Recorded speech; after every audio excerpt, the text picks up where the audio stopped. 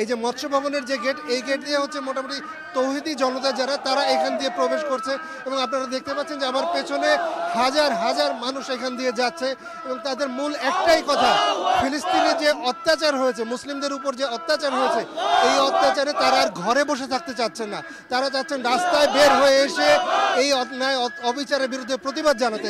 তারা এই প্রতিবাদ জানাচ্ছেন এবং বলা যাচ্ছে যে তারা রক্ত টকবক করে উঠেছে। তারা চাচ্ছেন যে করেই হোক এই অন্যায়ের বিরুদ্ধে তাদের কণ্ঠস্বর জানাতেই হবে। অনেকেই চাচ্ছেন ফিলিস্তিনে গিয়ে প্রতিবাদ আন্দোলন করে তুলতে, কিন্তু সেই সামর্থ্য অনেকেরই হয় না। তারা এখন দেশে বসেই, ঢাকার শহরে বসেই ঘর থেকে বেরিয়ে এসেছেন, রাস্তায় এসে তারা আন্দোলন করছেন।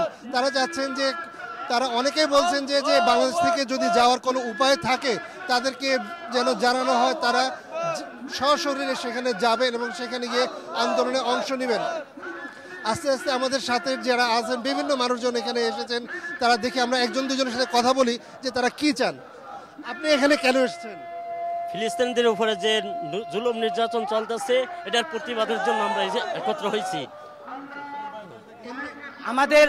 আমরা জানাতে চাই আজকে যে আমাদের গণজোয়ার, এই জনসমুদ্র থেকে জানাতে চাই এই নেতানিয়াহু যেভাবে ফিলিস্তিনের নিরহ মুসলমানদের উপর জুলুম অত্যাচার করছে, এই যুদ্ধ অতি শীঘ্রই যেন বন্ধ করা হয়। আর এই আমরা বলতে চাই, জাতিসংঘকে বলতে চাই, আপনারা নীরব কেন? আপনারা নীরব কেন? আপনাদের জবাব কোথায়? আজকে আপনারা কথা কেন বলেন না? আরব বিশ্বকে বলবো, আপনারা মুসলমান হয়ে আমার ইমানি ভাই, আমার ইমানি দায়িত্ব, একজন মুসলমানের উপর যদি আক্রমণ করা হয় গোটা বিশ্বের প্রত্যেকটা মুসলমানের উপর আক্রমণ করা হয়।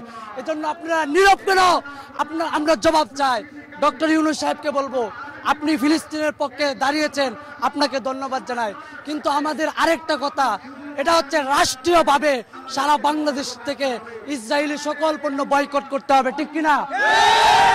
রাষ্ট্রীয়ভাবে এমনি হচ্ছে যে তারা তাদের ক্ষোভের কথা জানাচ্ছেন এবং এই ক্ষোভ এক সময় আগুন হয়ে জ্বলে উঠবে এবং দেখা যাবে যে এই আগুনের অগ্নিস্ফুলঙ্গে একসময় মুসলিমদের বিজয় হবে বলে এখানকার যারা উপস্থিত হয়েছেন সবাই প্রত্যাশা করছেন।